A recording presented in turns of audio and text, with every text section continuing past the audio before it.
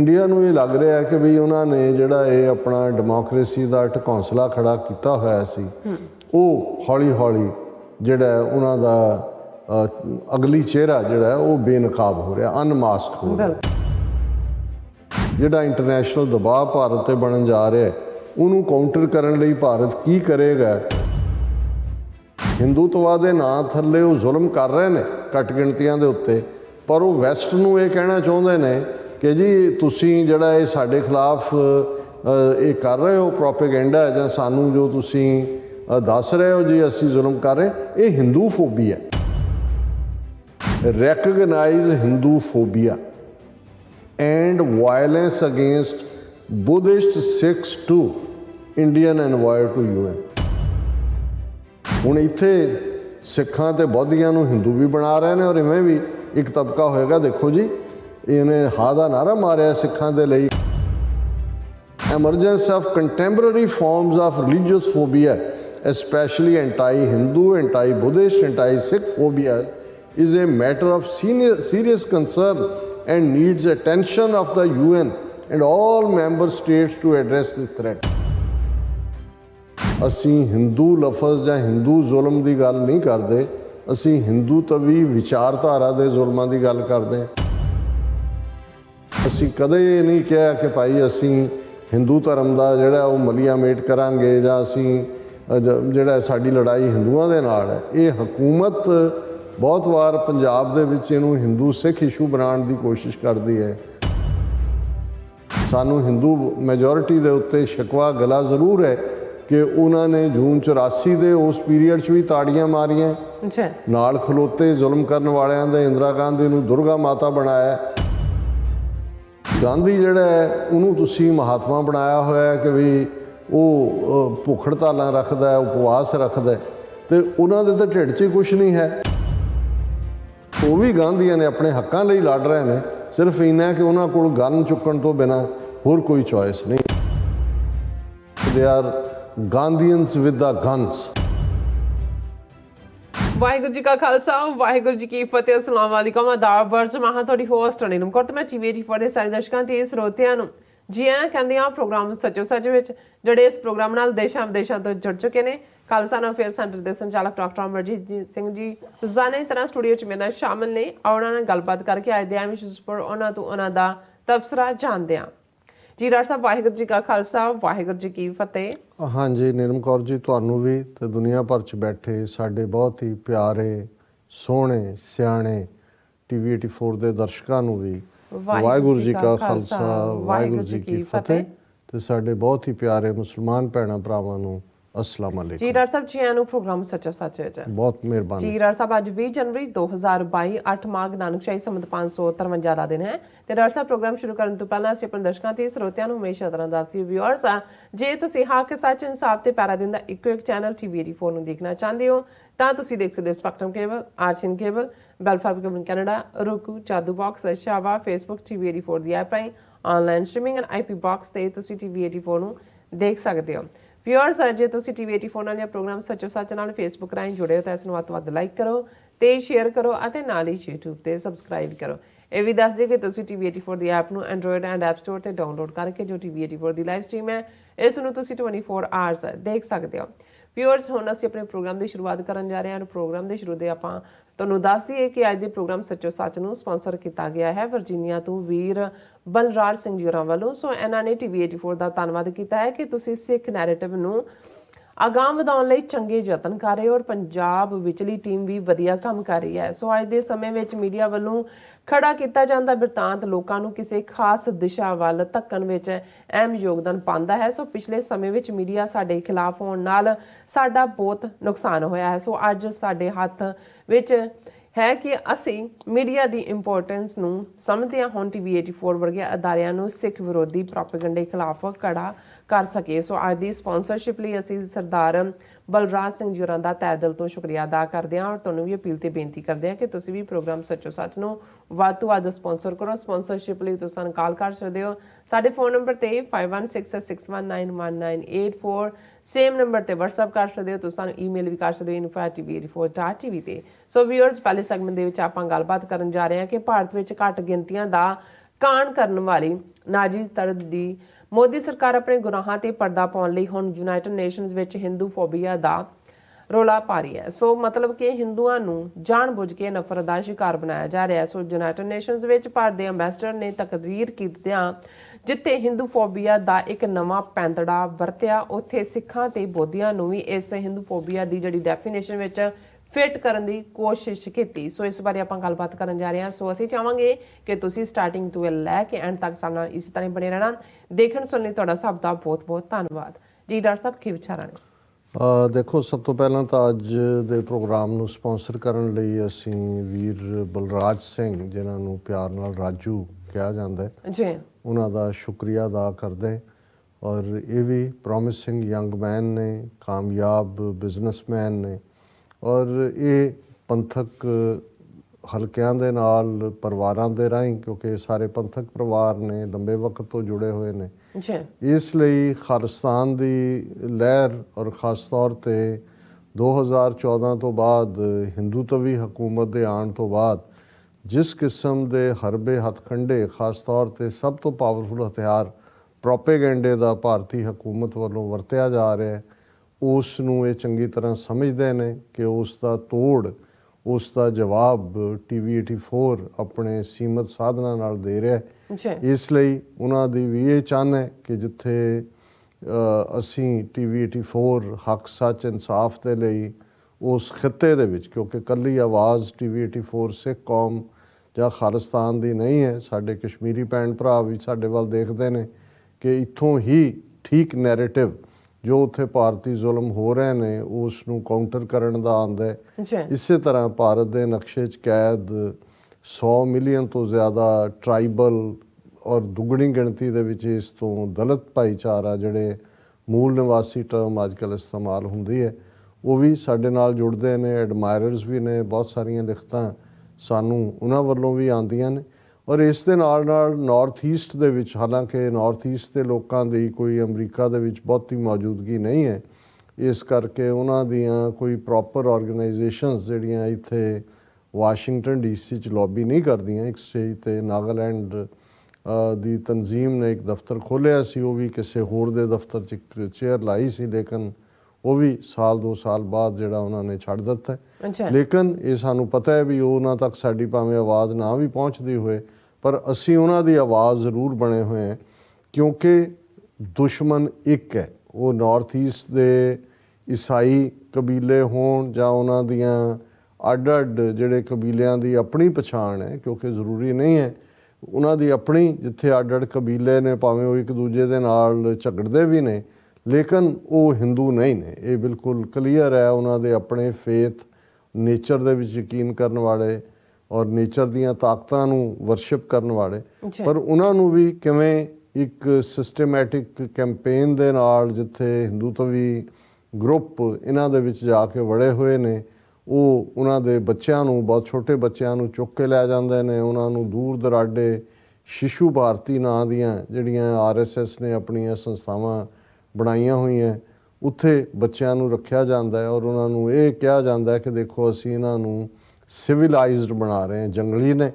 ਉਹੀ ਕੰਮ ਜਿਹੜਾ ਇੱਥੇ ਕੈਨੇਡਾ ਜਾਂ ਆਸਟ੍ਰੇਲੀਆ ਦੇ ਜਿਹੜੇ ਸਕੈਂਡਲ ਬਾਹਰ ਆਏ ਕਿ ਕਿਵੇਂ ਈਸਾਈ ਸਕੂਲਾਂ ਦੇ ਵਿੱਚ ਜਿਹੜੇ ਇੱਥੋਂ ਦੇ ਐਬੋਰੀਜਨਲਸ ਲੋਕ ਸੀ ਉਹਨਾਂ ਦੇ, ਜਾਂ ਕੈਨੇਡਾ ਦੇ ਵਿੱਚ ਨੇਟਿਵ ਕੈਨੇਡੀਅਨ ਸੀ, ਉਹਨਾਂ ਦੇ ਬੱਚਿਆਂ ਨੂੰ ਕਿਵੇਂ ਉਹਨਾਂ ਨੇ ਈਸਾਈ ਸਕੂਲਾਂ ਦੇ ਵਿੱਚ ਰੱਖ ਕੇ ਉਹਨਾਂ ਦੇ ਨਾਲ ਕਿਵੇਂ ਜ਼ਬਰ ਵੀ ਹੁੰਦਾ ਰਿਹਾ ਔਰ ਕਿਵੇਂ ਉਹਨਾਂ ਨੂੰ ਆਪਣੇ ਮੂਲ ਨਾਲੋਂ ਤੋੜਿਆ ਗਿਆ।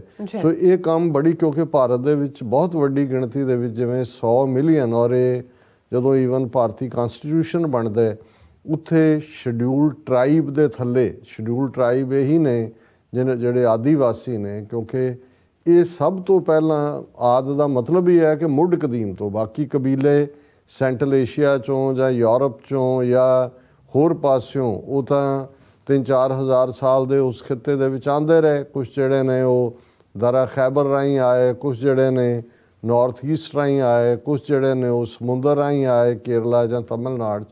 ਪਰ ਇਹ ਮੁੱਢਲੇ ਵਾਸੀ ਨੇ ਔਰ ਉਹਨਾਂ ਦੇ ਉੱਤੇ ਕਿੰਨੇ ਜ਼ੁਲਮ ਹੋ ਰਹੇ ਨੇ, ਔਰ ਜਿੱਥੇ ਜਿੱਥੇ ਅੱਜ ਵੀ ਉਹ ਵਸਦੇ ਨੇ ਉੱਥੋਂ ਬਹੁਤ ਮਿਨਰਲ ਨਿਕਲਦੇ ਨੇ। ਔਰ ਇਹ ਜਿਹੜੇ ਸਾਰਾ ਇਹਨਾਂ ਦਾ ਅਲਾਇੰਸ ਹੈ ਅਸੀਂ ਜਦੋਂ ਅੰਬਾਨੀ ਅਡਾਨੀ ਪਤੰਜਲੀ ਦੀ ਗੱਲ ਕਰਦੇ ਹਾਂ ਜਾਂ ਬਹੁਤ ਵਾਰ ਕਾਰਪੋਰੇਟ ਸੈਕਟਰ ਅਮਰੀਕਾ ਜਾਂ ਮਲਟੀ ਬਿਲੀਅਨਰ ਜਿਹੜੇ ਲੋਕ ਨੇ ਜਿਹਦੇ 'ਚ ਯੂਰਪ ਦੇ ਵੀ ਕਾਰਪੋਰੇਟ ਲੋਕ ਸ਼ਾਮਲ ਨੇ, ਜਦੋਂ ਅਸੀਂ ਦੇਖਦੇ ਹਾਂ ਕਿ ਭਾਰਤ 'ਚ ਜੋ ਜ਼ੁਲਮ ਹੋ ਰਹੇ ਨੇ ਘੱਟ ਗਿਣਤੀਆਂ ਤੇ, ਇਹ ਕਿਉਂ ਨਹੀਂ ਬੋਲਦੇ ਜਾਂ ਕਿਵੇਂ ਇਹ ਭਾਰਤ ਨੂੰ ਡੈਮੋਕ੍ਰੇਸੀ ਕਹਿ ਕੇ ਵਡਿਆਣ ਤੇ ਲੱਗਦੇ ਨੇ, ਕਿਉਂਕਿ ਸਭ ਤੋਂ ਵੱਡੇ ਉਹਨਾਂ ਦੇ ਨਾਲ ਰਲ ਕੇ ਜਿਹੜੇ ਐਕਸਪਲੋਇਟਰ ਨੇ ਉਹਨਾਂ ਦੇ ਰਿਸੋਰਸਿਸ ਦੇ, ਉਹ ਇਹੀ ਲੋਕ ਨੇ, ਪੈਸਾ ਇਹੀ ਬਣਾਉਂਦੇ ਨੇ। ਔਰ ਇਹਨਾਂ ਦਾ ਜਿਹੜਾ ਉਹਨਾਂ ਨੂੰ ਕਿਵੇਂ ਬੇਜ਼ਮੀਨੇ ਕੀਤਾ ਗਿਆ, ਔਰ ਇਹੀ ਕਾਰਨ ਹੈ ਅਰੁਣਧਾਤੀ ਰॉय ਜਿਹੜੀ ਹੁਣ ਤਾਂ ਕਾਫੀ ਦੇਰ ਤੋਂ ਚੁੱਪ ਹੈ, ਪਤਾ ਨਹੀਂ ਬਿਮਾਰ ਹੈ ਜਾਂ ਉਹ ਡਰ ਗਈ ਹੋਈ ਹੈ, ਪਰ ਉਹ ਜਦੋਂ ਟਰਾਈਬਲਸ ਨੂੰ, ਜਿਨ੍ਹਾਂ ਨੂੰ ਇਹ ਮਾਓਵਾਦੀ ਜਾਂ ਨਕਸਲਵਾਦੀ ਕਹਿ ਕੇ ਭਾਰਤੀ ਹਕੂਮਤ ਜਾਂ ਭਾਰਤੀ ਫੌਜ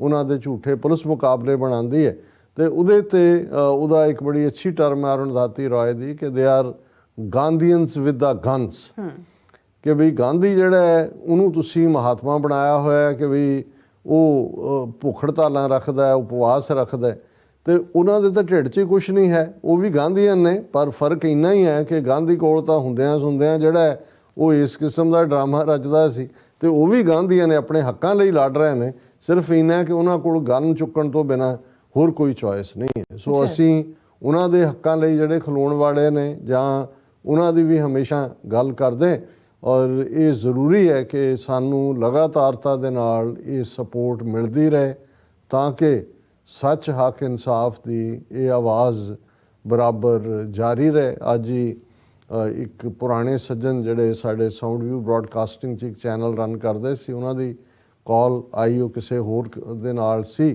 ਤੇ ਉਹਨਾਂ ਨੇ ਕਿਹਾ ਹੋਣਾ ਸਾਡਾ ਨਾਂ ਲੈ ਕੇ ਜਾਂ TV 84 ਦਾ, ਉਹਨੇ ਕਿਹਾ ਜੀ ਅਸੀਂ ਤਾਂ ਮੁੱਢਲੇ ਦਿਨਾਂ 'ਚ TV 84 ਨੂੰ ਜਦੋਂ ਚੱਲਿਆ ਸ਼ੁਰੂ ਹੋਇਆ ਅਸੀਂ ਮਦਦ ਕੀਤੀ ਹੈ ਜ਼ਾਫਰ ਸਾਹਿਬ, ਤੇ ਉਹਨਾਂ ਨੇ ਫੋਨ ਮੈਨੂੰ ਦਿੱਤਾ ਜਿਹੜੇ ਜਿਨ੍ਹਾਂ ਨੇ ਉਹਨਾਂ ਨੂੰ ਕਿਹਾ ਕਿ ਵੀ ਅਸੀਂ ਵੀ ਉਹਨਾਂ ਨੂੰ ਜਾਣਦੇ। ਸੋ ਉਹ ਕਹਿਣ ਲੱਗਿਆ ਕਿ ਜੀ ਅਜੇ ਡਟੇ ਹੋਏ ਹੋ? ਹਾਂ, ਮੈਂ ਆਖਿਆ ਜੀ ਬਸ ਰੱਬ ਦਾ ਸਹਾਰਾ ਤੇ ਆਪਣੇ ਪਿਆਰਿਆਂ ਦਾ ਪਿਆਰ ਜਿਹਨੇ ਸਾਨੂੰ ਡੋਲਣ ਨਹੀਂ ਦਿੱਤਾ ਹੈ, ਨਹੀਂ ਤਾਂ ਇੱਥੇ ਕਈ ਆਏ ਕਈ ਚਲੇ ਗਏ ਇੱਥੋਂ ਹੀ, ਕਿਉਂਕਿ ਉਹ ਵੀ ਆਪਣਾ ਇੱਕ ਚੈਨਲ ਇੱਥੋਂ ਰਨ ਕਰਦੇ ਸੀ ਇੱਕ ਜ਼ਮਾਨੇ 'ਚ। ਸੋ ਕਹਿਣ ਲੱਗਿਆ ਜੀ ਹੁਣ ਮੈਂ ਆਪਣਾ ਇੱਕ ਸ਼ੁਰੂ ਕੀਤਾ ਹੋਇਆ, ਘਰੋਂ ਹੀ ਹੈ ਜਾਂ ਕਿਵੇਂ ਹੈਗਾ। ਸੋ ਮੈਂ ਸਮਝਦਾ ਵੀ ਅਸੀਂ ਇਹ ਸਾਰੇ ਕੋਵਿਡ ਦੇ ਕ੍ਰਾਈਸਿਸ ਦੇ ਵਿੱਚ ਵੀ 2 ਸਾਲ ਚੱਲਦੇ ਹਾਂ, ਜੇ ਸਰਵਾਈਵ ਕੀਤਾ ਤੇ ਆਪਣੇ ਵੀਰ ਬਲਰਾਜ ਸਿੰਘ ਵਰਗੇ ਜਿਹੜੇ ਸਾਡੇ ਵੈਲਵਿਸ਼ਰ ਨੇ ਉਹਨਾਂ ਦੇ ਜਿਹੜਾ ਸਪੋਰਟ ਦੇ ਨਾਲ ਹੀ ਕੀਤਾ। ਸੋ ਅਸੀਂ ਉਹਨਾਂ ਦਾ ਸ਼ੁਕਰੀਆ ਅਦਾ ਕਰਦੇ ਹਾਂ। ਅੱਜ ਹੀ ਖਬਰ ਜਿਹੜੀ ਲਾਹੌਰ ਤੋਂ ਕਿ ਅਨਾਰਕਲੀ ਮਾਰਕੀਟ ਦੇ ਵਿੱਚ ਪਾਨ ਮੰਡੀ, ਜਿੱਥੇ ਬਹੁਤ ਸਾਰੀਆਂ ਜਿਹੜੀਆਂ ਇੰਡੀਅਨ ਚੀਜ਼ਾਂ ਵਿਕਦੀਆਂ ਨੇ ਜਾਂ ਹੋਰ ਵੀ, ਉੱਥੇ ਇੱਕ ਬੰਬ ਬਲਾਸਟ ਹੋਇਆ ਜਿਸ ਦੇ ਵਿੱਚ 3 ਜਿਹੜੇ ਸੱਜਣ ਨੇ ਉਹ ਮਾਰੇ ਗਏ, 20 ਤੋਂ ਜ਼ਿਆਦਾ ਜ਼ਖਮੀ ਨੇ। ਸੋ ਜ਼ਾਹਰ ਹੈ ਕਿ ਇਹ ਭਾਰਤੀ ਏਜੰਸੀਆਂ ਨੇ ਆਪਣਾ ਕੰਮ ਫਿਰ ਸ਼ੁਰੂ ਕਰ ਦਿੱਤਾ, ਕਿਉਂਕਿ ਉਹਨਾਂ ਨੇ ਪਾਕਿਸਤਾਨ ਨੂੰ ਸਟੇਬਲ ਨਹੀਂ ਹੋਣ ਦੇਣਾ ਜਾਂ ਸਟੇਬਲ ਨਹੀਂ ਰਹਿਣ ਦੇਣਾ, ਉੱਥੇ ਕੁਛ ਨਾ ਕਰੀ ਜਾਣਾ। ਪਹਿਲਾਂ ਇਹੀ ਕੰਮ ਜਿਹੜਾ ਹੈ ਉਹ ਜਿਹੜੇ 18 ਤੋਂ ਜ਼ਿਆਦਾ ਕੌਂਸਲੇਟ ਉਹਨਾਂ ਨੇ ਖੋਲ੍ਹੇ ਨੇ ਅਫਗਾਨਿਸਤਾਨ ਦੇ ਪਾਕਿਸਤਾਨ ਲੱਗਦੇ ਬਾਰਡਰ 'ਤੇ, ਉੱਥੋਂ ਕੁਲਭੂਸ਼ਣ ਯਾਦਵ ਵਰਗਿਆਂ ਰਾਹੀਂ ਇਹ ਨੈਟਵਰਕ ਸੀ। ਔਰ ਹੁਣ ਉਹਨਾਂ ਨੂੰ ਲੱਗਦਾ ਕਿ ਭਾਈ ਉੱਥੇ ਤਾਂ ਤਾਲਿਬਾਨ ਆ ਗਏ, ਉਹਨਾਂ ਨੇ ਘੱਟੋ ਘੱਟ ਭਾਵੇਂ ਹੋਰ ਜੋ ਮਰਜ਼ੀ ਉਹ ਕਰਦੇ ਹੋਣ, ਲੇਕਿਨ ਉਹਨਾਂ ਨੇ ਅਮਨ ਕਾਨੂੰਨ ਨੂੰ ਸੰਭਾਲ ਲਿਆ, ਉੱਥੇ ਕੋਈ ਵਾਇਲੈਂਸ ਨਹੀਂ ਹੋ ਰਹੀ। ਸੋ ਉਹਨਾਂ ਨੇ ਹੁਣ ਮੇਨਲੈਂਡ ਪਾਕਿਸਤਾਨ ਦੇ ਵਿੱਚ, ਕਿਉਂਕਿ ਲਾਹੌਰ ਦਾ ਅਨਾਰਕਲੀ ਤਾਂ ਸ਼ਾਨ ਹੈ ਲਾਹੌਰ ਦੀ, ਅਨਾਰਕਲੀ ਬਾਜ਼ਾਰ, ਔਰ ਹੁਣ ਵੀ ਜਦੋਂ ਸਿੱਖ ਯਾਤਰੂ ਵੀ ਜਾਂਦੇ ਨੇ ਭਾਰਤ ਤੋਂ ਜਾਂ ਦੂਸਰੇ ਪਾਸੇ, ਔਰ ਉਸ ਤੋਂ ਬਾਅਦ ਪਹਿਲੀ ਦੌੜ ਹੁੰਦੀ ਹੈ ਅਨਾਰਕਲੀ ਬਾਜ਼ਾਰ। ਔਰ ਇਹ ਅਨਾਰਕਲੀ ਦੀਆਂ ਸ਼ਾਨਾਂ ਜਿਹੜੀਆਂ ਨੇ ਉਹ ਆਪਣੀਆਂ ਵੱਖਰੀ ਕਿਸਮ ਦੀਆਂ ਨੇ, ਇਤਿਹਾਸ ਦੇ ਨਾਲ ਜੁੜਿਆ ਹੋਇਆ ਇਹ ਪਾਰਟ ਹੈ। ਔਰ ਉਸ ਮੇਨ ਬਾਜ਼ਾਰ ਦੇ ਵਿੱਚ, ਔਰ ਜਿਹੜੇ ਸਿਕਿਉਰਿਟੀ ਦਸਤੇ ਨੇ ਉਹਨਾਂ ਦਾ ਇਹ ਕਹਿਣਾ ਕਿ ਇਹ ਕੋਈ ਟਾਈਮ ਬੌਂਬ ਟਾਈਪ ਡਿਵਾਈਸ ਜਿਸ ਨੂੰ ਰਿਮੋਟ ਦੇ ਨਾਲ ਜਿਹੜਾ ਉਹਦਾ ਬਲਾਸਟ ਕਰਵਾਇਆ ਗਿਆ। ਔਰ ਅਜੇ ਤੱਕ ਹਾਲਾਂਕਿ ਕਿਸੇ ਨਿਊਜ਼ ਚੈਨਲ ਨੇ ਕਿਸੇ ਬਲੋਚ ਆਰਗੇਨਾਈਜੇਸ਼ਨ ਦੇ ਖਾਤੇ 'ਚ ਇਸ ਨੂੰ ਪਾਇਆ ਸੀ ਕਿ ਉਹਨਾਂ ਨੇ ਜ਼ਿੰਮੇਵਾਰੀ ਲਈ, ਪਰ ਉਹ ਬਲੋਚ ਹੋਏ ਕਿ ਪਸ਼ਤੂਨ ਦੇ ਨਾਂ ਥੱਲੇ ਹੋਏ ਕਿ ਪੰਜਾਬੀ ਦੇ ਨਾਂ ਥੱਲੇ ਹੋਏ ਕਿ ਸਿੰਧ ਦੇ ਨਾਂ ਥੱਲੇ ਹੋਏ, ਇਹ ਬਿਲਕੁਲ ਜ਼ਾਹਰ ਹੈ ਕਿ ਇਹ ਭਾਰਤੀ ਏਜੰਸੀਆਂ ਆਪਣੀ ਸ਼ਰਾਰਤ ਦੇ ਉੱਤੇ ਫਿਰ ਉਤਰ ਆਈਆਂ। ਅਸੀਂ ਮਾਰੇ ਗਿਆਂ ਦੇ ਨਾਲ ਹਮਦਰਦੀ ਦਾ ਇਜ਼ਹਾਰ ਕਰਦੇ ਔਰ ਜ਼ਖਮੀਆਂ ਦੀ ਸਪੀਡੀ ਰਿਕਵਰੀ ਦੀ ਦੁਆ ਕਰਦੇ।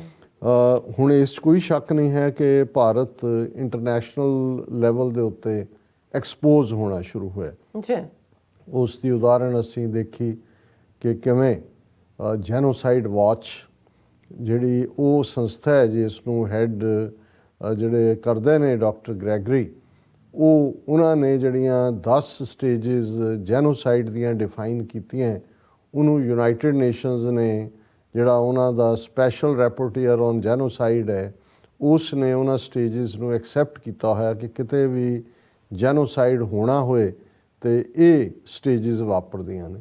ਔਰ ਉਹਨਾਂ ਨੇ ਪਿਛਲੇ ਦਿਨਾਂ 'ਚ ਵਾਸ਼ਿੰਗਟਨ ਦੇ ਵਿੱਚ ਹੋਰ organisations, Amnesty international, human rights watch ਔਰ ਜਿਹੜੀਆਂ ਜਸਟਿਸ ਲਵਿੰਗ ਇੰਡੀਅਨ ਆਰਗੇਨਾਈਜੇਸ਼ਨਸ ਵੀ ਨੇ, ਉਹਨਾਂ ਦੇ ਨਾਲ ਮਿਲ ਕੇ ਇੱਕ ਪ੍ਰੈਸ ਕਾਨਫਰੰਸ ਵੀ ਕੀਤੀ ਔਰ ਉਹਨਾਂ ਨੇ ਕਿਹਾ ਕਿ ਵੀ ਅਸੀਂ ਇੰਡੀਆ ਨੂੰ ਨੰਬਰ 2 ਤੇ ਰੱਖ ਦਿੱਤਾ ਉਸ ਲਿਸਟ ਦੇ ਵਿੱਚ ਜਿੱਥੇ ਕਿ ਮੁਸਲਮਾਨਾਂ ਦਾ ਜੈਨੋਸਾਈਡ ਹੋਣ ਵਾਲਾ ਹੈ, ਕਿਉਂਕਿ ਜੋ ਜੈਨੋਸਾਈਡ ਕਰਨ ਦੇ ਲਈ ਜੋ ਗਰਾਊਂਡ ਹੁੰਦੀ ਹੈ ਉਹ ਪੂਰੀ ਪ੍ਰਿਪੇਅਰ ਹੈ।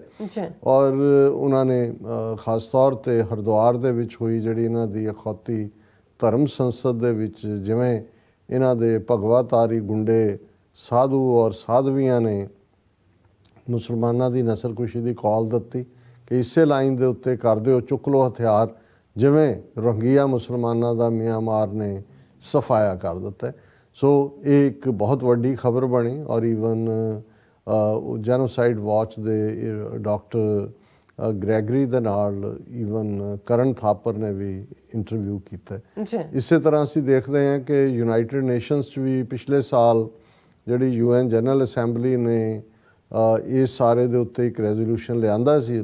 ਹਾਲਾਂਕਿ ਅਮਰੀਕਾ ਦਾ ਜਾਂ ਭਾਰਤ ਦਾ ਯਤਨ ਹੁੰਦਾ ਹੈ ਇੱਦਾਂ ਦੇ ਵੇਲੇ ਟੈਰਰਿਜ਼ਮ ਲਫ਼ਜ਼ ਨੂੰ ਅੱਗੇ ਲਿਆਉਣ ਦਾ, ਪਰ ਇਸ ਦੇ ਵਿੱਚ ਜਿਹੜੀ ਇੱਕ ਇਨਕਲੂਜਨ ਵਾਇਲੈਂਟ ਨੈਸ਼ਨਲਿਜ਼ਮ ਔਰ ਰਾਈਟ ਵਿੰਗ ਐਕਸਟ੍ਰੀਮਿਜ਼ਮ, ਇਹ ਲਫ਼ਜ਼ ਜਿਹੜੇ ਨੇ ਇਹ 2021 ਦੇ UN ਜਨਰਲ ਅਸੈਂਬਲੀ ਦੇ ਜਿਹੜਾ ਹੈ ਇਸ ਦੇ ਉੱਤੇ ਜਿਹੜਾ ਰੈਜ਼ੋਲੂਸ਼ਨ ਸੀ ਉਸ ਦੇ ਵਿੱਚ ਆਏ। ਹੁਣ ਭਾਰਤ ਕਿਉਂਕਿ ਇਕੱਲਾ ਇਹੀ ਨਹੀਂ ਹੈ, ਅਸੀਂ ਦੇਖ ਰਹੇ ਹਾਂ ਕਿ ਕਿਸਾਨ ਲਹਿਰ ਦੇ ਚਲਦਿਆਂ ਕਿਸਾਨ ਮੂਵਮੈਂਟ ਦੇ ਜਿਹੜੀ ਲਗਭਗ 13 ਮਹੀਨੇ ਚੱਲੀ, ਭਾਰਤ ਦਾ ਕਰੂਪ ਚਿਹਰਾ ਕਾਫੀ ਹੱਦ ਤੱਕ ਬੇਨਕਾਬ ਕਰਨ ਦੇ ਵਿੱਚ ਡਾਇਸਪੋਰਾ ਸਿੱਖਾਂ ਨੇ ਆਪਣਾ ਰੋਲ ਅਦਾ ਕੀਤਾ। ਇਸੇ ਤਰੀਕੇ ਨਾਲ ਲਗਾਤਾਰਤਾ ਨਾਲ ਜਿਹੜਾ USF United States commission on international religious freedom ਜਿਨ੍ਹਾਂ ਨੇ ਰਿਕਮੈਂਡ ਕੀਤਾ ਹੈ ਕਿ ਇੰਡੀਆ ਨੂੰ ਕੰਟਰੀ ਆਫ ਕੰਸਰਨ ਐਲਾਨਿਆ ਜਾਏ ਔਰ ਇਸ ਤੋਂ ਇਲਾਵਾ ਹੋਰ ਵੀ ਹਿਊਮਨ ਰਾਈਟਸ ਗਰੁੱਪ ਇਸ ਦੇ ਉੱਤੇ ਆਪਣਾ ਜਿਹੜਾ ਕੰਮ ਕਰਦੇ ਨੇ। ਲੇਕਿਨ ਜਦੋਂ ਹੁਣ ਯੂਨਾਈਟਿਡ ਨੇਸ਼ਨਸ ਦੇ ਵਿੱਚ ਟੈਰਰਿਜ਼ਮ ਦੀ ਜਾਂ ਦਹਿਸ਼ਤਗਰਦੀ ਦੀ ਡੈਫੀਨੇਸ਼ਨ ਨੂੰ ਬ੍ਰੋਡਨ ਕੀਤਾ ਜਾ ਰਿਹਾ ਔਰ ਉਹਦੇ 'ਚ ਜੋ ਵਾਇਲੈਂਟ ਨੈਸ਼ਨਲਿਜ਼ਮ ਦੇ ਨਾਂ ਥੱਲੇ ਔਰ ਉਹਦੇ ਲਈ ਰਾਈਟ ਵਿੰਗ ਔਰ ਦੂਸਰੀਆਂ ਟਰਮਸ ਵੀ ਇਸਤੇਮਾਲ ਹੋ ਰਹੀਆਂ ਨੇ ਔਰ ਇੰਡੀਆ ਨੂੰ ਇਹ ਲੱਗ ਰਿਹਾ ਕਿ ਵੀ ਉਹਨਾਂ ਨੇ ਜਿਹੜਾ ਇਹ ਆਪਣਾ ਡੈਮੋਕ੍ਰੇਸੀ ਦਾ ਢਕੌਂਸਲਾ ਖੜਾ ਕੀਤਾ ਹੋਇਆ ਸੀ, ਉਹ ਹੌਲੀ ਹੌਲੀ ਜਿਹੜਾ ਉਹਨਾਂ ਦਾ ਅਗਲੀ ਚਿਹਰਾ ਜਿਹੜਾ ਉਹ ਬੇਨਕਾਬ ਹੋ ਰਿਹਾ, ਅਨਮਾਸਕ ਹੋ ਰਿਹਾ, ਜਿਸ ਨੂੰ ਅਸੀਂ ਕਹਿੰਦੇ ਹਾਂ ਕਿ ਭਾਈ ਇਹਨਾਂ ਦਾ ਨਕਾਬ ਜਿਹੜਾ ਹੈ ਉਹ ਲੀਰੋ ਲੀਰ ਹੋ ਰਿਹਾ। ਹੁਣ ਇਹ ਵੀ ਇਹਦੇ 'ਚ ਵੀ ਕੋਈ ਸ਼ੱਕ ਨਹੀਂ ਹੈ ਕਿ ਭਾਰਤ ਇਸ ਮਹੀਨੇ 'ਚ ਜਨਵਰੀ ਦੇ ਮਹੀਨੇ 'ਚ ਜਿਹੜੀ ਆਰਗੇਨਾਈਜੇਸ਼ਨ ਖਾਸ ਤੌਰ 'ਤੇ ਯੂਨਾਈਟਿਡ ਨੇਸ਼ਨਸ ਦੀ ਜਿਹੜੀ ਹੈ ਇੱਕ ਕਮੇਟੀ ਹੈ, core committee, UN's counter terrorism committee ਉਹਨੂੰ ਕਹਿੰਦੇ ਨੇ ਔਰ ਜਨਵਰੀ ਦੇ ਵਿੱਚ ਭਾਰਤ ਯੂਨਾਈਟਿਡ ਨੇਸ਼ਨਸ ਦੀ ਕਾਊਂਟਰ ਟੈਰਰਿਜ਼ਮ ਕਮੇਟੀ ਦਾ ਚੇਅਰ ਬਣਿਆ, ਹੈੱਡ ਬਣਿਆ ਔਰ ਇਹ ਟਰਮ ਜਿਹੜੀ ਹੈ ਭਾਰਤ ਦੀ ਕਾਊਂਟਰ ਟੈਰਰਿਜ਼ਮ ਕਮੇਟੀ ਦੇ ਵਿੱਚ ਦਸੰਬਰ ਤੱਕ ਰਹਿਣੀ ਹੈ, ਦਸੰਬਰ 2022 ਤੱਕ। ਔਰ ਇਸ ਵੇਲੇ ਭਾਰਤ ਦੇ ਜਿਹੜੇ UN ਦੇ ਵਿੱਚ ਐਂਬੈਸਡਰ ਨੇ ਮਿਸਟਰ TS ਤ੍ਰਿਮੂਰਤੀ, ਇਹੀ ਉਸ ਕਮੇਟੀ ਦੇ ਵੀ ਹੈੱਡ ਨੇ। ਜ਼ਾਹਰ ਹੈ ਕਿ ਵੀ ਉਹਨੇ ਹੀ ਹੈੱਡ ਕਰਨਾ। ਹੁਣ ਕਿਉਂਕਿ ਜਦੋਂ ਵੀ ਕੋਈ ਗਾਈਡਲਾਈਨਸ ਇਸ ਕਿਸਮ ਦੀਆਂ ਹੁੰਦੀਆਂ ਨੇ, ਕਮੇਟੀ ਦਾ ਹੈੱਡ ਤਾਂ ਬਣ ਗਿਆ ਕਾਊਂਟਰ ਟੈਰਰਿਜ਼ਮ ਦੀ ਇੰਡੀਆ, ਲੇਕਿਨ ਜੋ UN ਦੀ ਜਨਰਲ ਅਸੈਂਬਲੀ ਦਾ ਰੈਜ਼ੋਲੂਸ਼ਨ ਹੈ ਉਸ ਦੇ ਥੱਲੇ ਉਹ ਡੈਫੀਨੇਸ਼ਨਸ ਨੇ ਜਿਹੜੀਆਂ ਇੰਡੀਆ ਨੂੰ ਐਜ਼ ਏ ਸਟੇਟ ਟੈਰਰਿਜ਼ਮ ਦੇ ਖਾਤੇ 'ਚ ਲਿਆਂਦੀਆਂ ਨੇ, ਐਜ਼ ਏ ਟੈਰਰਿਸਟ ਸਟੇਟ ਲਿਆਂਦੀਆਂ ਨੇ, ਕਿਉਂਕਿ ਉਹੀ ਜਿਹੜਾ ਵਾਇਲੈਂਟ ਨੈਸ਼ਨਲਿਜ਼ਮ ਹੈ ਉਹਨੂੰ ਸਪੋਰਟ ਕਰ ਰਹੀ ਹੈ ਹਿੰਦੂਤਵੀ ਆਈਡੀਓਲੋਜੀ। ਔਰ ਜੋ ਕੁਛ ਹਰਿਦੁਆਰ 'ਚ ਮੁਸਲਮਾਨਾਂ ਦੇ ਜੈਨੋਸਾਈਡ ਦੀ ਕਾਲ ਦਿੱਤੀ ਗਈ, ਕੋਈ ਮੋਦੀ, ਅਮਿਤ ਸ਼ਾਹ ਜਾਂ ਭਾਰਤ ਦੇ ਸਰਕਾਰੀ ਤੰਤਰ ਵੱਲੋਂ ਇਸ ਦੇ ਉੱਤੇ ਕੁਛ ਨਹੀਂ ਕਿਹਾ ਗਿਆ। ਹੁਣ ਇਸ ਸਭ ਦੇ ਚਲਦਿਆਂ ਭਾਰਤ ਦੇ ਅੰਦਰ ਕੁੱਖ ਕੀ ਹੋ ਰਿਹਾ ਜਾਂ ਆਉਣ ਵਾਲੇ ਪੀਰੀਅਡ 'ਚ ਜਿਹੜਾ ਇੰਟਰਨੈਸ਼ਨਲ ਦਬਾਅ ਭਾਰਤ 'ਤੇ ਬਣਨ ਜਾ ਰਿਹਾ, ਉਹਨੂੰ ਕਾਊਂਟਰ ਕਰਨ ਲਈ ਭਾਰਤ ਕੀ ਕਰੇਗਾ, ਉਸ ਦੀ ਭਾਫ ਥੋੜ੍ਹੀ ਜਿਹੀ ਨਿਕਲੀ। ਔਰ ਉਹ ਨਿਕਲੀ ਕਿ ਦਿੱਲੀ ਦੇ ਵਿੱਚ ਜਿਹੜਾ ਇੱਕ ਇਹਨਾਂ ਨੇ ਦਿੱਲੀ ਦੇ ਵਿੱਚ ਇੱਕ ਆਰਗੇਨਾਈਜੇਸ਼ਨ ਬਣਾਈ ਹੋਈ ਹੈ, ਗਲੋਬਲ ਕਾਊਂਟਰ ਟੈਰਰਿਜ਼ਮ ਸੈਂਟਰ। ਅੱਛਾ। ਹੁਣ ਉਸ ਗਲੋਬਲ ਕਾਊਂਟਰ ਟੈਰਰਿਜ਼ਮ ਸੈਂਟਰ ਦੇ ਇਕੱਠ ਨੂੰ ਵਰਚੁਅਲੀ, ਕਿਉਂਕਿ ਅਜੇ ਲੱਖਾਂ ਦੀ ਗਿਣਤੀ 'ਚ ਜਿਹੜਾ ਕੋਵਿਡ ਦੇ ਕੇਸਿਸ ਭਾਰਤ ਦੇ ਵਿੱਚ ਆ ਰਹੇ ਨੇ ਵੇਰੀਐਂਟ ਦੇ, ਔਰ ਇਸ ਮੀਟਿੰਗ ਨੂੰ ਐਡਰੈਸ ਉਹੀ ਕਰ ਰਿਹਾ ਹੈ TS ਤ੍ਰਿਮੂਰਤੀ, ਜਿਹੜਾ ਭਾਰਤ ਦਾ ਐਂਬੈਸਡਰ ਹੈ UN 'ਚ। ਹੁਣ ਉਹ ਭਾਰਤ ਦਾ ਐਂਬੈਸਡਰ ਹੋਣ ਦੇ ਨਾਤੇ ਚੇਅਰ ਵੀ ਹੈ UN ਕਾਊਂਟਰ ਟੈਰਰਿਜ਼ਮ ਕਮੇਟੀ ਦਾ।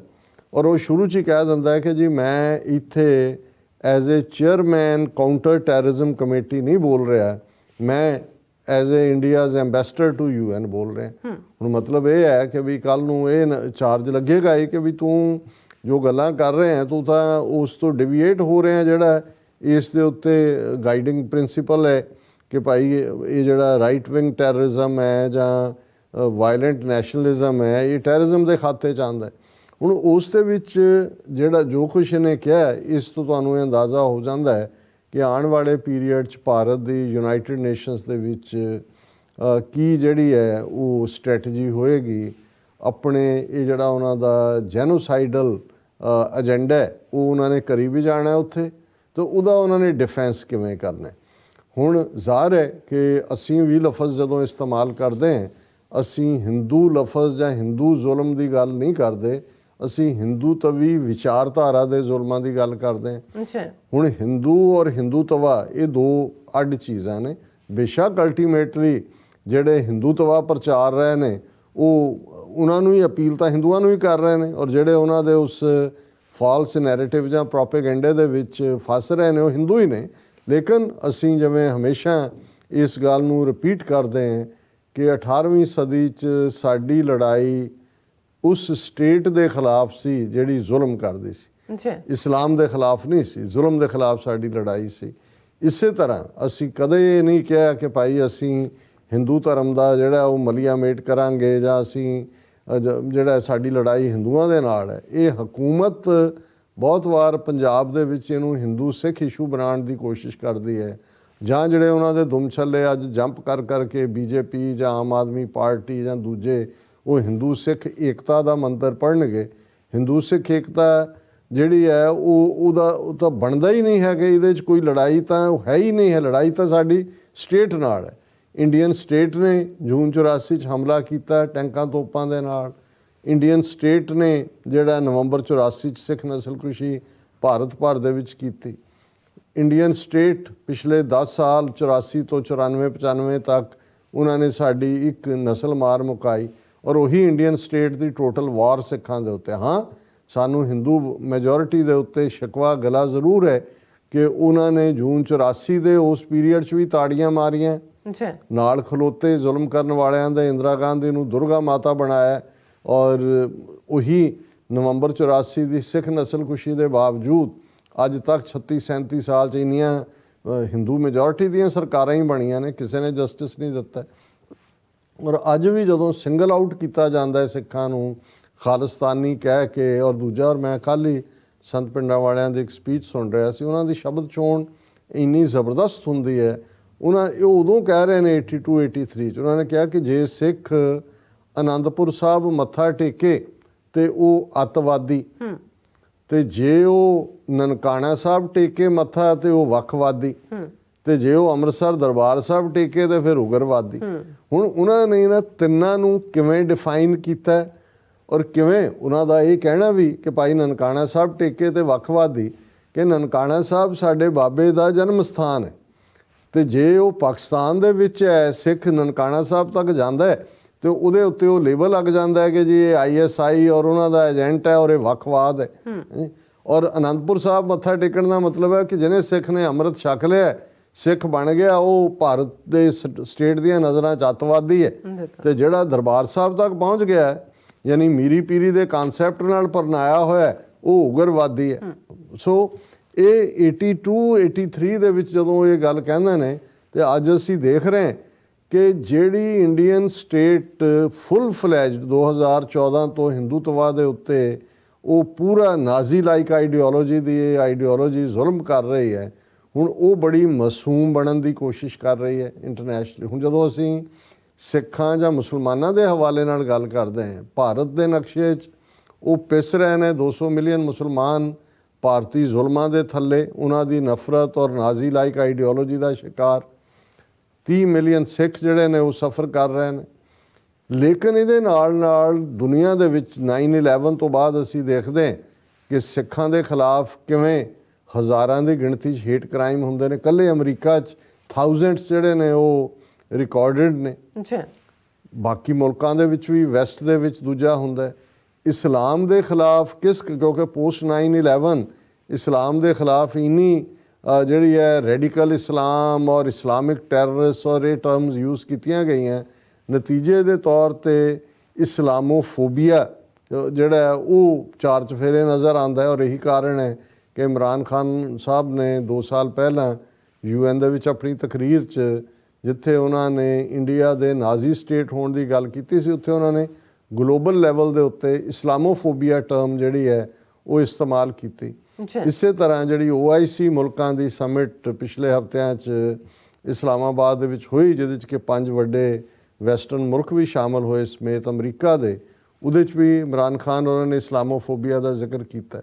ਔਰ ਇਕੱਲਾ ਇਹੀ ਨਹੀਂ, ਪਿਛਲੇ ਸਾਲ ਜਦੋਂ UN ਜਨਰਲ ਅਸੈਂਬਲੀ ਨੇ ਉਹਨਾਂ ਨੇ ਤਾਂ ਐਬਰਾਹਮੈਨਿਕ ਰਿਲੀਜਨਸ ਦਾ ਜ਼ਿਕਰ ਕੀਤਾ ਸੀ, ਜਿਹਦੇ 'ਚ ਕ੍ਰਿਸਚੀਅਨਿਟੀ, ਇਸਲਾਮ ਔਰ ਜੂਡਿਜ਼ਮ ਦੀ ਗੱਲ ਹੈ।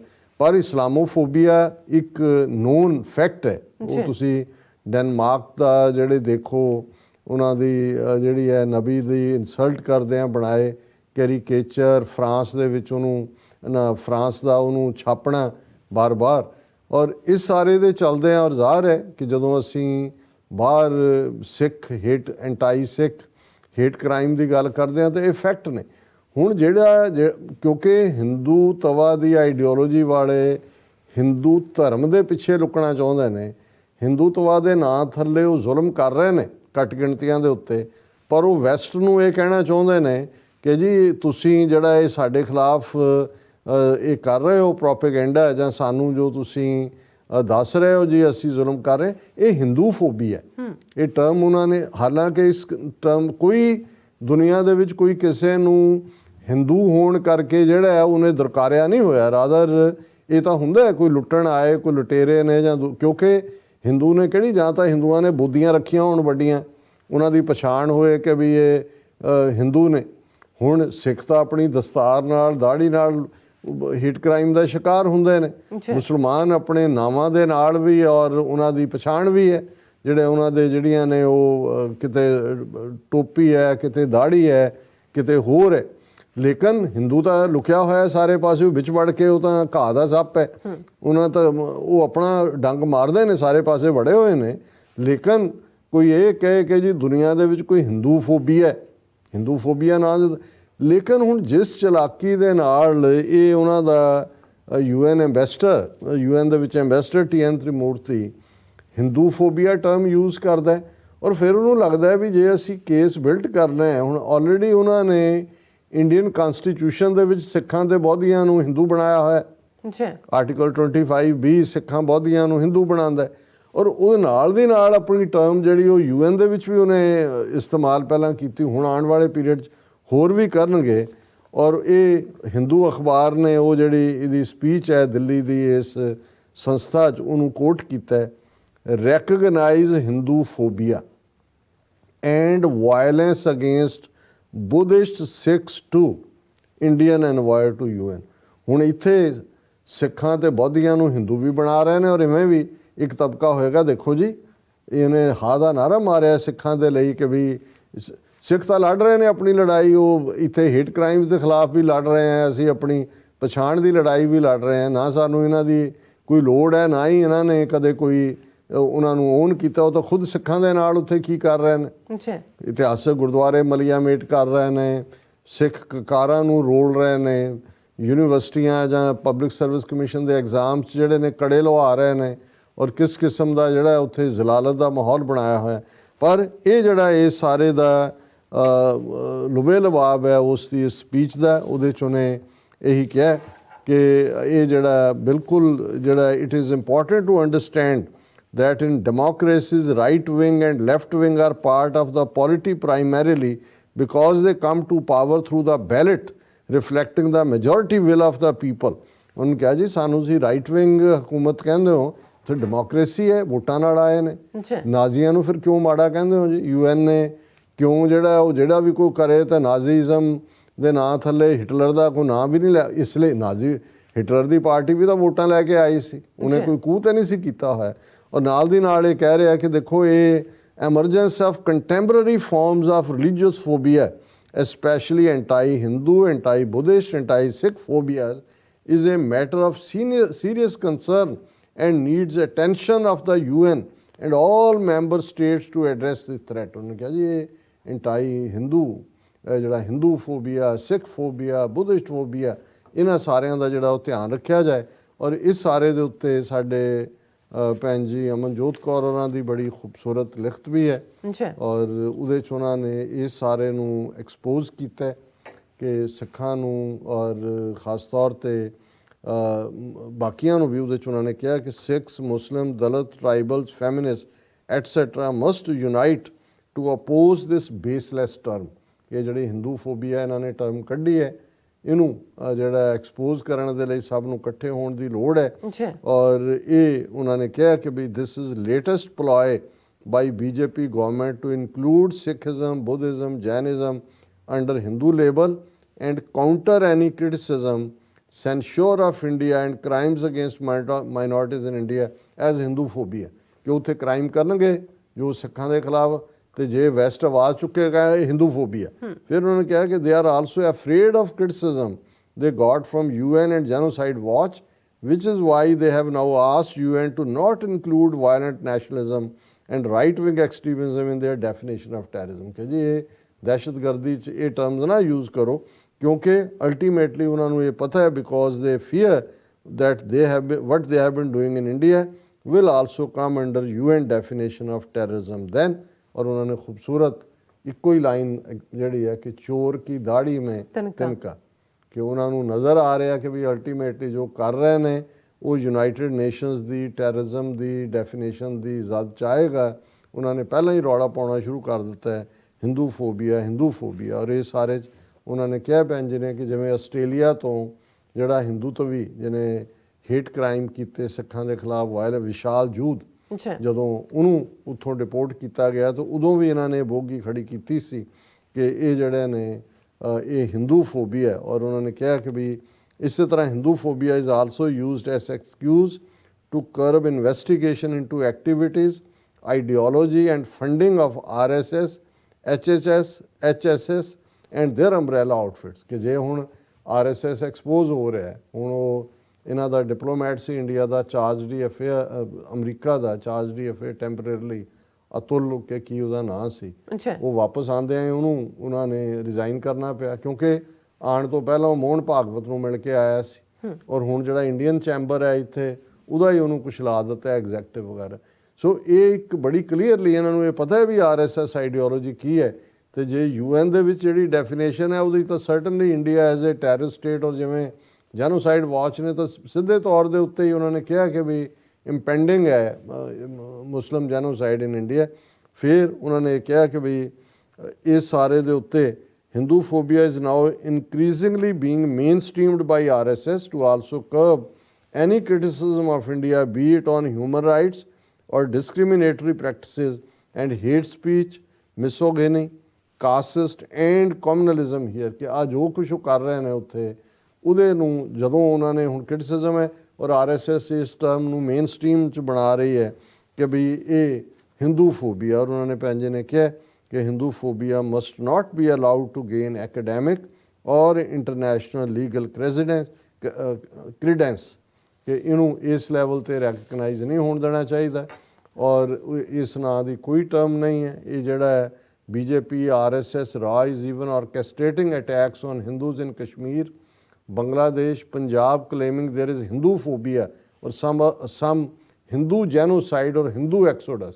ਹੁਣ ਪਿਛਲੇ ਦਿਨਾਂ ਦੀਆਂ ਇਹ ਵੀਡੀਓਜ਼ ਕਰ ਰਹੇ ਨੇ ਜੀ, ਪੰਜਾਬ 'ਚ ਖਾਲਿਸਤਾਨੀ ਐਕਸਟ੍ਰੀਮਿਸਟ ਨੇ ਅਟੈਕ ਕਰਕੇ ਹਿੰਦੂਆਂ ਦਾ ਐਕਸੋਡਸ ਕਰਾਤਾ, ਉੱਥੋਂ ਕੱਢਤਾ ਔਰ ਹਿੰਦੂ ਜੈਨੋਸਾਈਡ ਕੀਤਾ। ਹੁਣ ਇਹ ਕਾਊਂਟਰ ਟਰਮਸ ਕੱਢ ਰਹੇ ਨੇ, ਇਹਨਾਂ ਦਾ UN 'ਚ ਐਂਬੈਸਡਰ ਜਿਹੜਾ ਉਹ ਹਿੰਦੂ ਫੋਬੀਆ ਲਫ਼ਜ਼ ਕੱਢ ਰਿਹਾ, ਉਹ ਉੱਥੇ ਹਿੰਦੂਆਂ ਨੂੰ ਵਿਕਟਮ ਸ਼ੋਅ ਕਰਨਾ ਸ਼ੁਰੂ ਕਰ ਦਿੱਤਾ ਉਹਨਾਂ ਨੇ ਕਿ ਵੀ ਇਹ ਜਿਹੜੇ ਨੇ ਉਹਨਾਂ ਨੇ ਕਿਹਾ ਕਿ ਵੀ ਇਹ Sikh must resist this corruption by raw RSS BJP at UN and in academia by all means कि भी attacks on Sikhs anywhere are not Hindu phobia and we are not Hindus। ये जड़ा सिख अपनी लड़ रहे ने लड़ाई hate crimes है, nor is recognizing hate speech programs by Hindu fanatics an example of Hindu phobia। ये जड़ा ये सारे नूं उन्होंने और भैन जी अमनजोत कौर ने एक बड़ा वार्म पर्सनल लेटर भी लिखा जिहदे च उन्होंने ਜਿਹੜਾ ਜਿੱਥੇ ਉਹਨਾਂ ਨੇ ਕਿਹਾ ਵੀ ਮੇਰਾ TV 84 ਨਾਲ ਰਿਸ਼ਤਾ ਮਾਂ ਧੀ ਵਾਲਾ ਹੈ ਔਰ ਉਹਨਾਂ ਨੇ ਐਪਰੀਸ਼ੀਏਟ ਕੀਤਾ। ਅਸੀਂ ਭੈਣ ਜੀ ਤੁਹਾਡੀ ਜਿਹੜੀ ਸਾਰੀ ਰਿਸਰਚ ਹੈ, ਤੁਹਾਡੀ ਅਪਰੋਚ ਹੈ, ਤੁਹਾਡੀ ਸਿੰਸੈਰਿਟੀ ਹੈ ਔਰ ਬੋਲਡਨੈਸ ਹੈ, ਉਸ ਨੂੰ ਸਮਝਦੇ ਹਾਂ ਕਿ ਸੈਲੂਟ ਟੂ ਇਟ ਔਰ ਇਹ ਤੁਹਾਡਾ ਪਲੇਟਫਾਰਮ ਹੈ, ਆਲਵੇਜ਼ ਵੈਲਕਮ ਔਰ ਸਾਨੂੰ ਇਵੇਂ ਹੀ ਇਨਫੋਰਮਡ ਰੱਖੋ। ਬਿਲਕੁਲ ਡਾਕਟਰ ਸਾਹਿਬ, ਤੁਹਾਡਾ ਬਹੁਤ ਬਹੁਤ ਸ਼ੁਕਰੀਆ। ਤੁਸੀਂ ਆਪਣੇ ਵਿਚਾਰ ਸਾਡੇ ਦਰਸ਼ਕਾਂ ਨਾਲ ਸਾਂਝੇ ਕੀਤੇ ਨੇ। ਸਵਾਥ ਲੈਣੇ ਬ੍ਰੇਕ ਔਰ ਬ੍ਰੇਕ ਤੇ ਜਾਣ ਤੋਂ ਪਹਿਲਾਂ ਅਸੀਂ ਆਪਣੇ ਦਰਸ਼ਕਾਂ ਤੇ ਸਰੋਤਿਆਂ ਨੂੰ ਅਪੀਲ ਤੇ ਬੇਨਤੀ ਕਰਦੇ ਵਿਊਅਰਸ, ਜਿਸ ਤਰ੍ਹਾਂ ਕਿ ਤੁਸੀਂ ਜਾਣਦੇ ਹੋ ਕਿ TV 84 ਇੱਕ ਪੰਥਕ ਚੈਨਲ ਹੈ। TV 84 ਦੀ ਚੜ੍ਹਦੀ ਕਲਾ ਲਈ ਵੱਧ ਤੋਂ ਵੱਧ ਡੋਨੇਟ ਕਰੋ। ਡੋਨੇਟ ਕਰਨ ਲਈ ਸਾਡੀ ਵੈਬਸਾਈਟ tv84.tv ਤੇ ਜਾ ਕੇ ਪੇਪਲ ਦੀ ਵਰਤੋਂ ਕਰਕੇ ਵਨ ਟਾਈਮ ਡੋਨੇਟ ਕਰ ਸਕਦੇ ਹੋ, ਮੰਥਲੀ ਡੋਨੇਟ ਵੀ ਕਰ ਸਕਦੇ ਹੋ। ਤੁਸੀਂ TV 84 ਦੇ ਨਾਮ ਤੇ ਚੈੱਕ ਬਣਾ ਕੇ ਸਾਨੂੰ ਮੇਲ ਵੀ ਕਰ ਸਕਦੇ ਹੋ ਸਾਡੇ ਇਸ ਪਤੇ ਤੇ 36-01 37 ਐਵਨਿਊ ਲੌਂਗ ਆਈਲੈਂਡ ਸਿਟੀ, ਨਿਊਯਾਰਕ 11101 USA, ਜਾਂ ਫਿਰ ਤੁਸੀਂ ਸਾਨੂੰ ਫੋਨ ਰਾਹੀਂ ਵੀ ਸੰਪਰਕ ਕਰ ਸਕਦੇ ਹੋ ਸਾਡੇ ਫੋਨ ਨੰਬਰ ਤੇ 5166191984। ਤੁਸੀਂ ਸਾਨੂੰ ਈਮੇਲ ਵੀ ਕਰ ਸਕਦੇ ਹੋ info@tv84.tv ਤੇ। ਅਸੀਂ ਤੁਹਾਡੇ ਤਹਿ ਦਿਲ ਤੋਂ ਸ਼ੁਕਰਗੁਜ਼ਾਰ ਹੋਵਾਂਗੇ। ਸੋ ਇੱਥੇ ਲੈਣੇ ਬ੍ਰੇਕ ਵਿਊਅਰਸ, ਤੁਸੀਂ ਇਸੇ ਤਰ੍ਹਾਂ ਬਣੇ ਰਹਿਣਾ। ਮਿਲਦੇ ਹਾਂ ਛੋਟੇ ਜਿਹੇ ਵਕਫੇ ਤੋਂ ਬਾਅਦ।